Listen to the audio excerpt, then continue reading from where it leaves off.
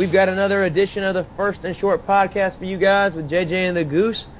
Today, we're going to be discussing the massive upset. NC State comes back from 16 down to beat Florida State in the closing seconds last week.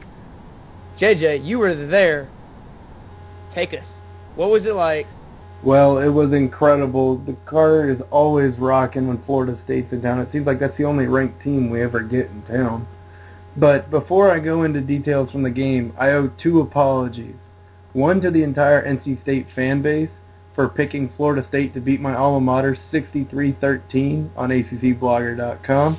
And number two, to the 13 or 14-year-old kid sitting next to me who was real upset after State couldn't convert a third down in the first half. And I tapped him on the shoulder and I said, don't ever get too high or too low about NC State athletics, because your whole life, all they're ever going to do is break your heart. State had a massive comeback, won in improbable fashion over the number 3 team in the nation a couple hours later, right in front of us. So to that young man, I owe him an apology. Now, back to the game. NC State, on that final drive, I don't know what got into them, but I don't know why they just continued to suck on first, second, and third down. Then on fourth down, with all the pressure, when you're like, well, they had a good run. Man, they gave Florida State a good game. Moral victory time. Then on fourth down, they woke up, and they just kept hitting. I don't know what happened to Florida State's defense, but Jimbo Fisher could not have been happy about that. Oh, the defense giving up 16 points in the second half, and what was it, 3 fourth down conversions on that last drive? I mean, that's bad. But what happened to Florida State's offense? I mean, all kudos NC State in the first half, holding them to field goals instead of touchdowns, bending, not breaking. But in the second half, for Florida State not to muster a single point, we saw this team run wild against Clemson, especially in the second half when the game got close and when they had to score. It's amazing. I don't understand what happened. State has not been a particularly good defensive team this year. Their secondary has proven to be suspect, especially on deep passes. E.J. Manuel came in, playing great. What happened there? You were there. You had the bird's eye view. Can you explain how it was? What did State do that was frustrating Florida State so much? Well, I think what you saw a lot, and in NC State's loss to Miami, they got beat on the deep ball. So you saw NC State, they ran a lot of cover 2. They kept safeties over the top. They weren't going to let Emerson get beat one-on-one by some of the incredible athletes Florida State has on the outside. Now, what they did underneath was just give Florida State the short plays, and so they weren't getting hit with 60, 65-yard plays. They were getting beat up underneath, which allowed them to come in on third down and make stops and get off the field. We saw that in the first half. They held Florida State to field goal. In the second half, the field position for Florida State wasn't nearly as good. So they were having to drive a lot farther, and I thought that had a lot to do with NC State holding them off the board. Mm-hmm. You saw Manuel press in the fourth quarter. He was getting real frustrated. That game was 16-3, and he was still frustrated. It led to a bad pass on I believe it was a slant route that got picked off by Justin Burris, a freshman corner who was playing on the other side from Emerson. Mm-hmm. So I thought what you saw was NC State was just not going to give up the deep play. They're going to say, hey, we're going to back off. And it was interesting because you think that's a terrible idea with guys like Wilder running the football for Florida State, but NC State's D-line did an excellent job. I thought they made the difference. NC State was able to only bring 4, and they were able to get pressure on Manuel, and they were able to slow down the run. Thompson had a pretty good game, 141 yards. Oh, he ran for over 100 yards. Yeah, 141 yards, 5.6 yards a carry. I stumbles the mind to think that Florida State could be shut out in the second half. So you were there. Kind of give us a sense of what it was like after State got that touchdown with 16 seconds left. I mean, I've been in Carter Finley many times. I've heard it loud, but I've got to imagine it was something out of this world when they got that go-ahead touchdown. Well, it was the loudest I've heard Carter Finley since the last time NC State got a fourth down touchdown to beat Florida State 2 years ago. Literally, those are the 2 loudest moments I've ever heard at Carter Finley Stadium. And what was interesting was, so you get that on fourth down, nobody picks up Brian Underwood coming underneath right at the front of the end zone. No one picks him up, and then so he's wide open. Glennon hits him on 4th and goal from the 3, and then he just gets absolutely lit up. I'm sure you saw the highlight. Yeah, there was a personal foul. I did not agree with that call. I mean, it was a personal foul, and I'm not so sure on the timing whether it should have been a personal foul or not. Either way, I don't really blame the Florida State player, because if there's a chance you can knock that ball loose, why the hell not go for it? 7 minutes. Yeah, if the guy drops that ball in that moment, you know, with the NCAA's retarded, you know, complete the catch through the ground, through, you know, the process, whatever. You telling me that it wouldn't have been worth it?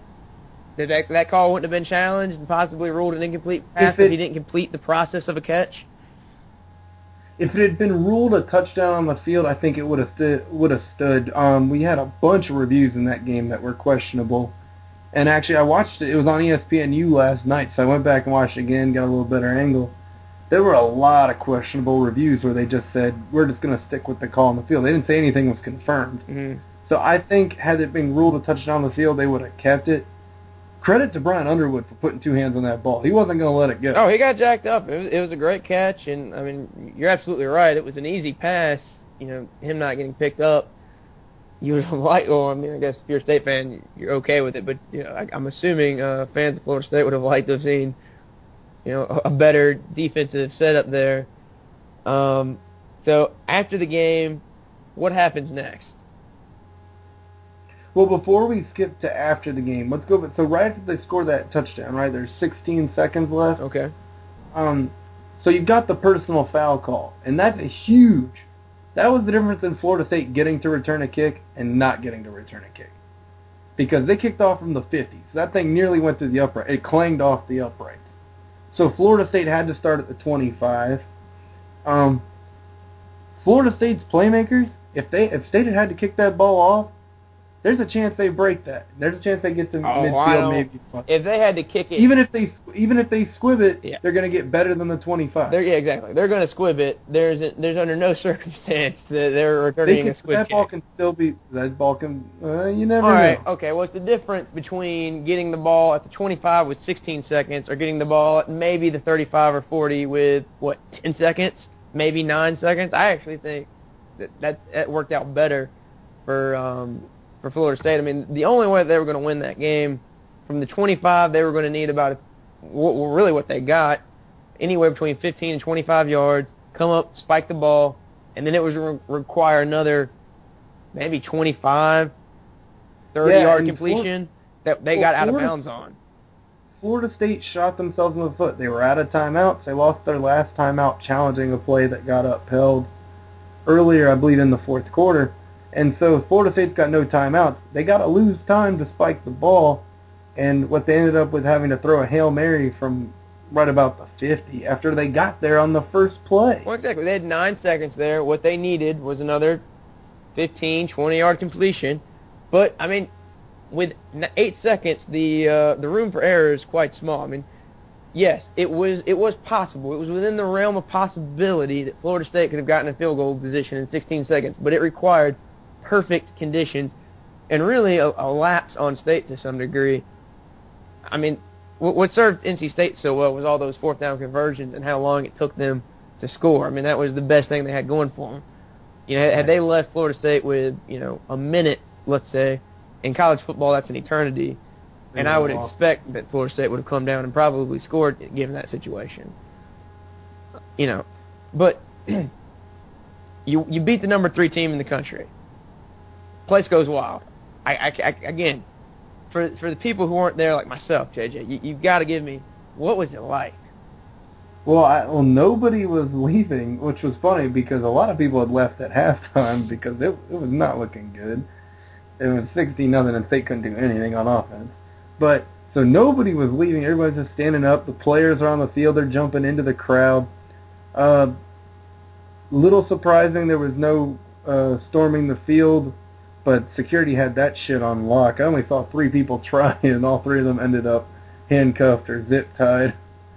But yeah, you State fans are weak. All right, there's strength in numbers. If the student body as a whole decided we're rushing the field, I assure you that security couldn't have stopped 25,000 students.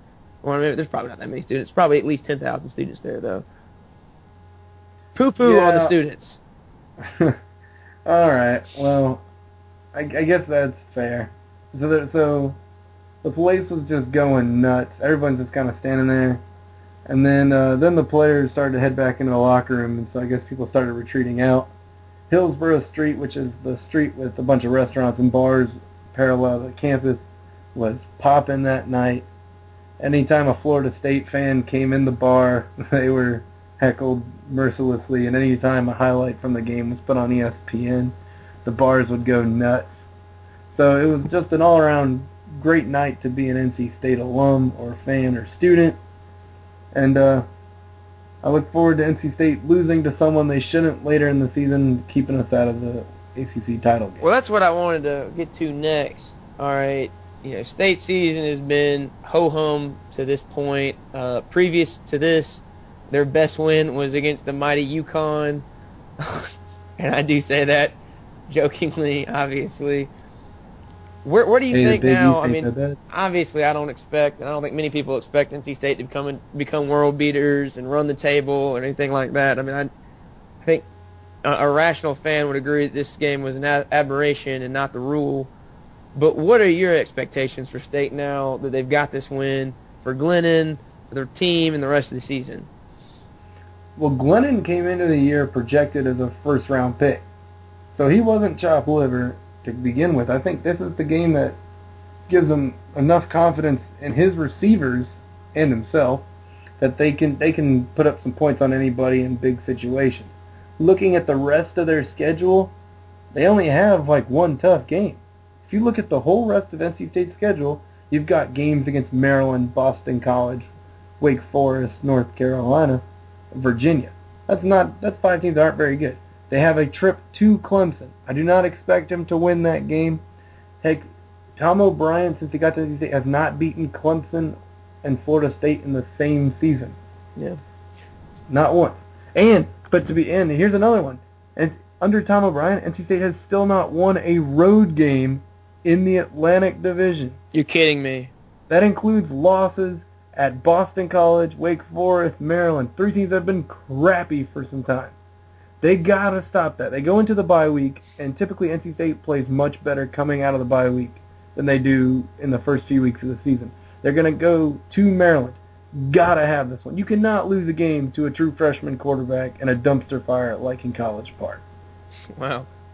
So I expect NC State can finish this season 9-3.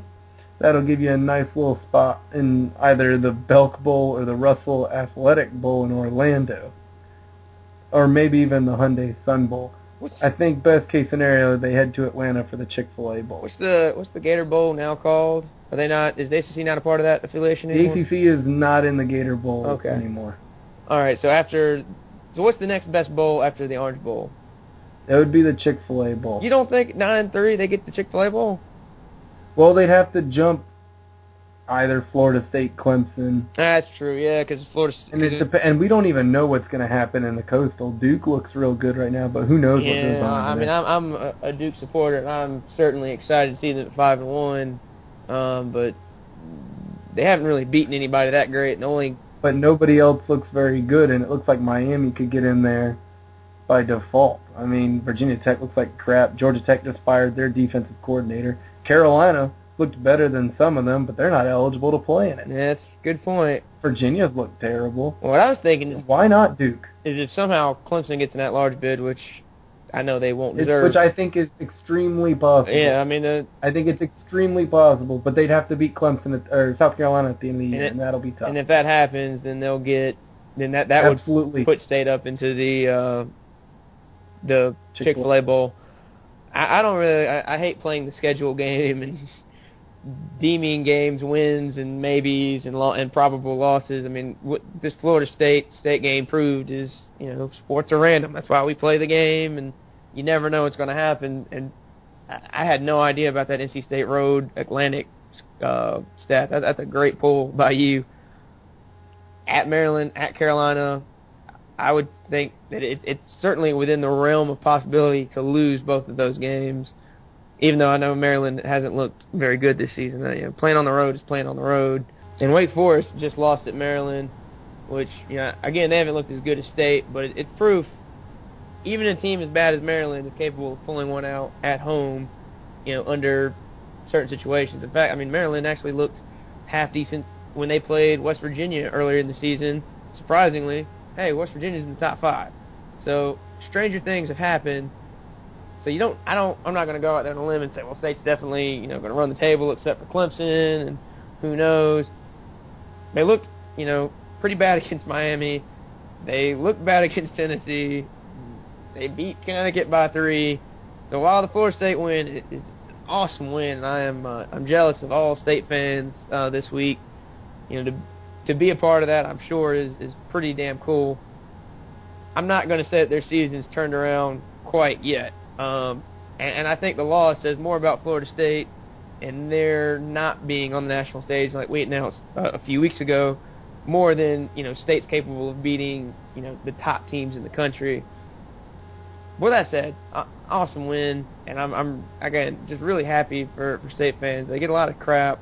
They have to put up with a lot of crap, so that they deserve big wins like this when they come along. I couldn't be happier for my school. I can't really say I'm ecstatic for Tom O'Brien. Really never been a fan, and he always pulls one out of his ass like this to keep his job. So we'll see you next year, Tom. And don't sound too excited. And I think that'll just about wrap up another edition of the First and Short podcast with JJ and the Goose. Thanks again for listening. Go Pack.